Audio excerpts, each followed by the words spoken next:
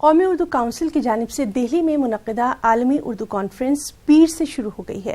Canada کے مشہور Urdu expert ادیب تقی آبدی کے علاوہ RSS leader Indresh Kumar programme میں مہمان خصوصی کے طور پر شامل ہوئے ہیں۔ خاص رپورٹ۔ دہلی کے اسکوپ کمپلیکس میں 3 روزہ بین الاقوامی اردو کانفرنس منعقد کیا گیا۔ پروگرام میں اردو کو فروغ دینے پر تبادلہ خیال کیا گیا۔ ساتھ ہی پروگرام میں ملک کے شہیدوں کو بھی خراج عقیدت پیش کیا گیا۔ پروگرام کے پہلے دن شیخ عقیل احمد نے اپنے استقبالیہ خطاب میں کہا، اردو گنگا جمنی تہذیب اور بھائی چارہ کی علامت ہے۔ وہیں RSS لیڈر اندریش کمار نے کہا کہ اردو ہندوستان کی زبان ہے۔ ہم سب یہاں پر آئے ہیں، بیچ میں کسی ایک نے کہا، کیوں کہا یہ تو میں نہیں جانتا، کہ اردو کا کوئی گھر نہیں ہے۔ پھر مجھے لگتا ہے کہ انہوں نے اردو نہیں پڑھی ہے، اردو کی ہسٹری بھی نہیں جانتے ہیں، اردو کا مزاج بھی نہیں جانتے۔ اردو کا گھر ہندوستان تھا، ہندوستان ہے اور ہندوستان رہے گا۔ کینیڈا کے مشہور ادیب ڈاکٹر تقی آبدی نے اردو کو انسانیت کی زبان بتاتے ہوئے کہا، اردو زبان سے کرشن چندر اور چکبس سے لے کر گلکرست تک سب اردو کی محبت میں گرفتار ہیں۔ قومی اردو کے وائس چیئرمین ڈاکٹر شاہد اختر نے اس بات پر زور دیا کہ قومی اردو کونسل اردو کو آگے بڑھانے کے لیے پرعزم ہے۔ ہم یونیسکو کے لحاظ سے 500 ملین افراد اردو جانتے ہیں۔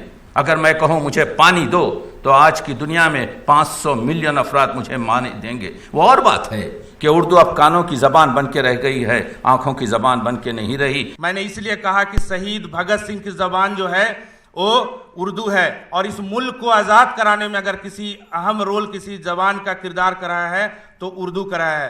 قومی اردو کونسل کی بین الاقوامی اردو کانفرنس بیرون ملک سے آئے اردو پروفیسر اور اردو زبان کے ماہرین کے لیے فائدہ مند ثابت رہا۔ In terms of training,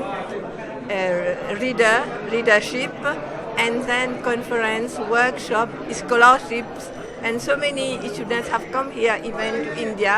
scholarship for Urdu. وہاں پہ ہماری ایک اردو اسپیکنگ یونین ہے جس کا میں وائس پریزیڈنٹ ہوں، اور وہاں پہ ہم اردو کے فروغ کے لیے مختلف سرگرمیاں منعقد کرتے ہیں۔ ہمارے سے جاپان کا مقام اتنا بڑا اونچا نہیں ہے میرا خیال میں، لیکن یہ مطالعہ کرنے کے لیے کہ جاپان میں بھی اردو کی تدریس ہوتی رہتی ہے کوئی 110 سال پہلے سے، اور ٹوکیو اور اوساکا کے 2 یونیورسٹیوں میں، سرکاری یونیورسٹیوں میں اردو تو پڑھائی جاتی ہے۔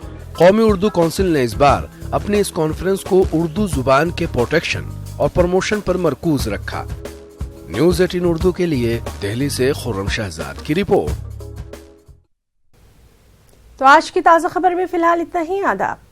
انل امبانی نے اپنے بھائی مکیش امبانی اور بھابھی نیتا امبانی کا تہہ دل سے شکریہ ادا کیا۔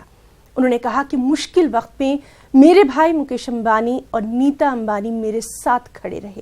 واضح ہے کہ سپریم کورٹ نے انل امبانی کو حکم دیا تھا کہ ایرکسن کمپنی کو رقم ادا کر دی جائے۔ بصورت دیگر انل امبانی کو جیل ہو سکتی ہے اور رقم کی ادائیگی کی مہلت ختم ہوتی جا رہی تھی۔ تبھی مکیش امبانی مشکل وقت میں اپنے بھائی انل امبانی کے کام آئے، جس پر انل امبانی نے کہا کہ مکیش اور نیتا امبانی نے خاندانی اقدار کا پاس و لحاظ رکھا، اور جس کے لیے میں ان کا تہہ دل سے شکر گزار رہوں گا۔